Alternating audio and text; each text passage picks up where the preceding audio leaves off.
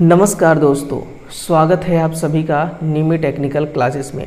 ध्यान दीजिएगा, अभी कुछ ही दिनों पहले एक एम्प्लॉयमेंट नोटिस निकाली गई थी। रोजगार निर्माण में एक नोटिस जारी किया गया था रेलवे के आरआरबी जूनियर इंजीनियर पदों के लिए, है ना। और वो जो नोटिस था दोस्तों, उसको रेलवे के सभी जोनल जो चेयरमैन होते हैं और जो प्रोडक्शन यूनिट के चेयरमैन होते हैं उन तक उसको असेसमेंट किया गया था। अब उसी रोजगार निर्माण का जो नोटिस था उसमें जितने वैकेंसी को लेकर के दोस्तों बात कही गई थी, जिक्र किया गया था, उसी के अकॉर्डिंग यहाँ पर देखिए पूरा नोटिफिकेशन आ चुका है। ये फुल नोटिफिकेशन है ना। पीडीएफ बहुत लंबा है, लगभग 84 पेज का, लेकिन जो आपके लिए महत्वपूर्ण है वो जानकारी लेकर के मैं आ चुका हूँ, है ना। हम देखने वाले हैं कि इसमें डेट का क्या रोल है ना, कब से कब फॉर्म अप्लाई होना है, एज लिमिट क्या है, क्वालिफिकेशन क्या मांगा गया है। इसके अलावा भी जितनी भी इंफॉर्मेशन होती है एक फुल डिटेल के साथ दोस्तों मैं आप सभी के बीच, आप सभी के समक्ष उपस्थित हुआ हूँ।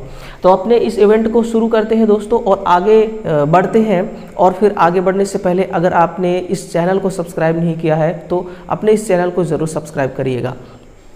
देखिए, पहली बात तो यहाँ पर अगर हम डेट की बात करें तो डेट जो है फॉर्म अप्लाई करने का जो डेट है वो कितना है ना।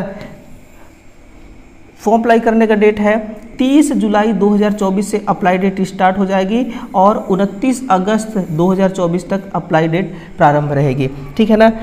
संशोधन करने के लिए जो तिथि है वो दोस्तों 30 से 8 तक है ना। एडिट करने के लिए, उसको मॉडिफाई करने के लिए यहाँ पर इनका क्या है, अकाउंट जो है संशोधित शुल्क के भुगतान के साथ आवेदन पत्र में सुधार के लिए, यानी कि ये आप इसमें क्या कर सकते हैं, संशोधन कर सकते हैं अपने फॉर्म में, है ना। 30 से लेकर के 8 तक ये फॉर्म जो है अप्लाई को लेकर के ये डेट है, ठीक है। इसके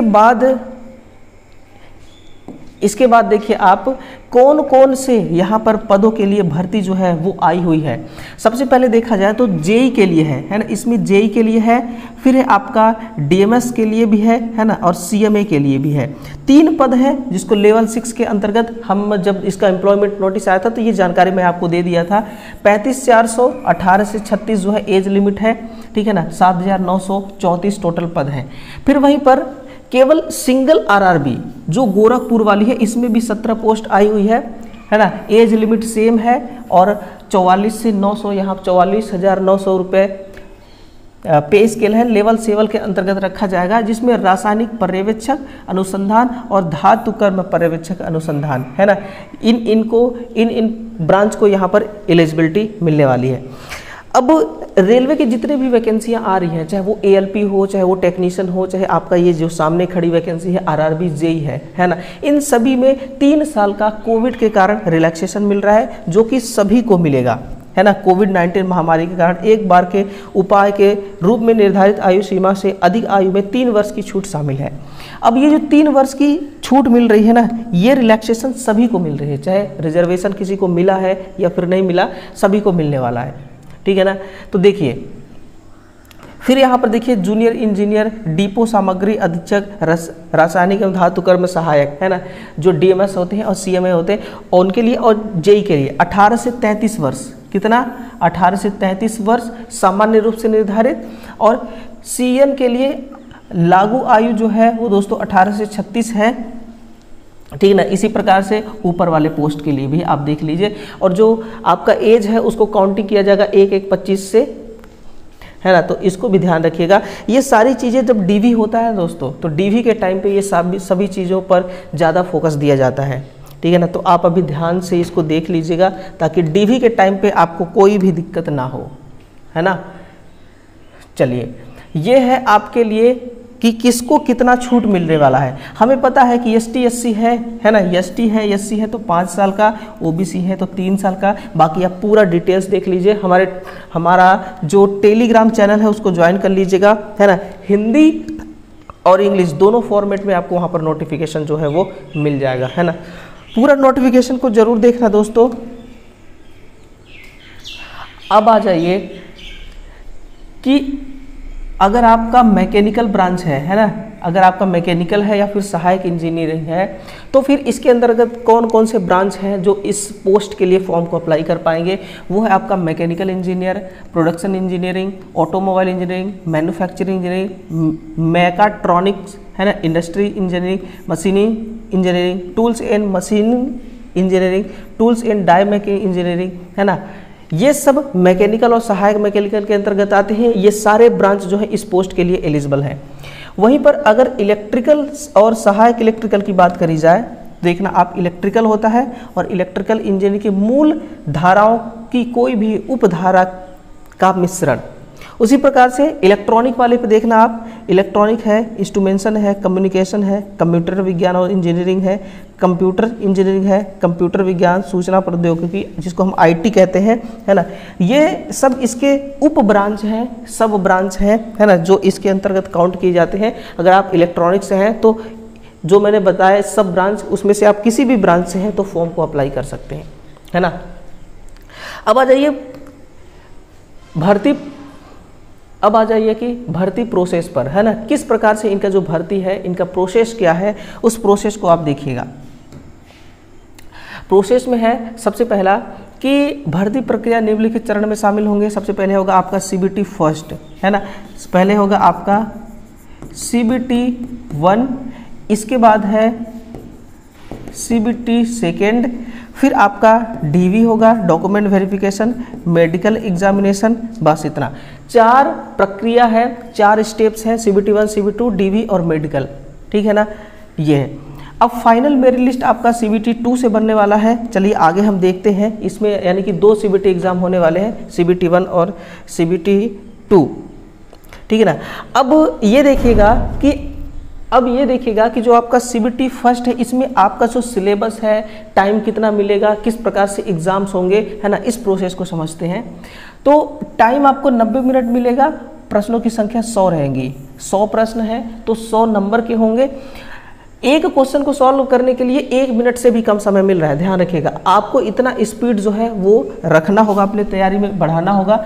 जो फिजिकल हैंडीकैप्ड है उनको 120 मिनट मिल रहा है यहाँ पर है ना, जो फिजिकल हैंडीकैप है उनको 120 नंबर यहाँ पर मिल रहा है। अब सिलेबस देखा जाए दोस्तों तो पूरा हिंदी लैंग्वेज में है, आप सिलेबस देख सकते हैं यहाँ पर है ना। गणित में क्या क्या पूछा जा रहा है, ये सारे टॉपिक्स यहाँ पर दिए हुए हैं, गणित में क्या क्या आपको पढ़ना है। फिर सामान्य बुद्धिमत्ता और तर्क शक्ति यानी कि रीजनिंग जो है, रीजनिंग के टोटल डिटेल्स यहाँ पर हैं, आप देख सकते हैं, ठीक है, CBT फर्स्ट के लिए।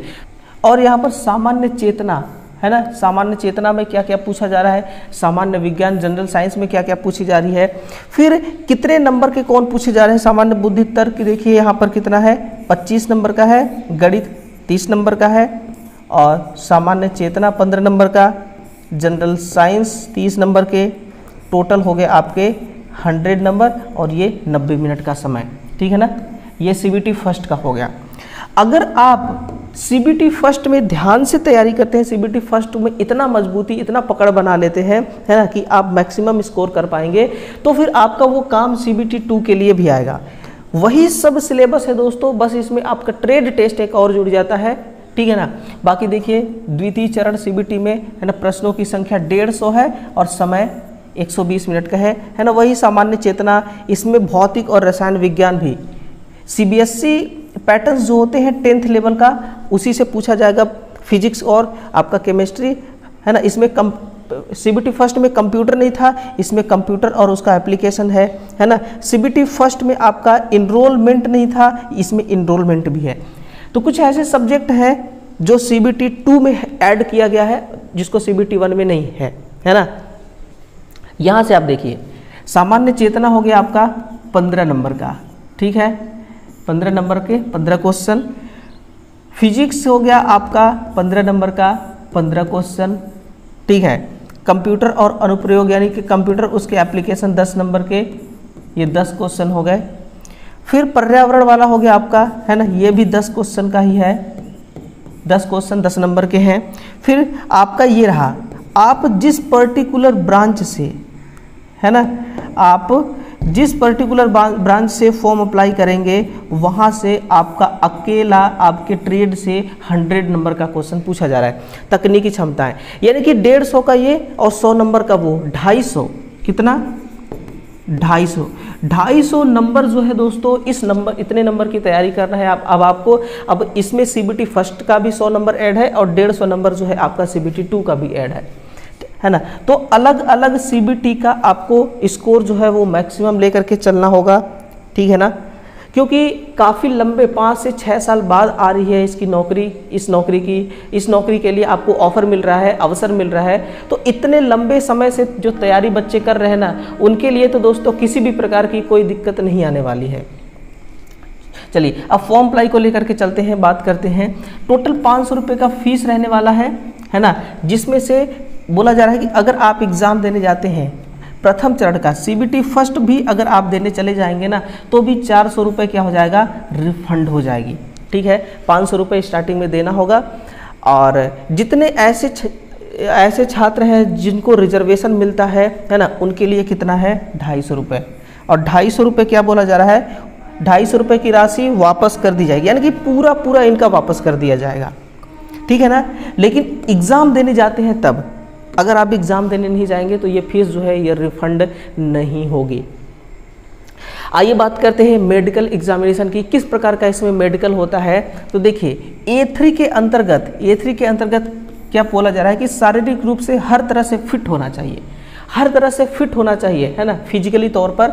और दृष्टिहीन यानी कि आँखों के लिए क्या बोला गया है कि दूरदृष्टि जो होता है 6/9 है ना, चश्मे के साथ या चश्मे के बिना। लेंस की क्षमता 2D से अधिक नहीं होना चाहिए। फिर निकट दृष्टि जो है वो SN 0.6 चश्मे के साथ या चश्मे के बिना, है ना। और रंग दृष्टिहीन यानी कि कलर बाइंडिंग के बारे में बोला है। बाइनोकुलर दृश्यता, रात्रि दृश्यता यानी कि रात को देखने में कोई दिक्कत तो नहीं हो रही है। मेसोपिक दृश्यता और परीक्षण पास करना होगा, ये आपको क्या करना है, पास करना है। ये A3 के लिए है। इसी प्रकार से B1 के लिए है दूरदृष्टि 6/9 6/12 चश्मे के साथ या चश्मे के बिना। इसमें 2D था A3 में और B1 में है 4D, ठीक है ना।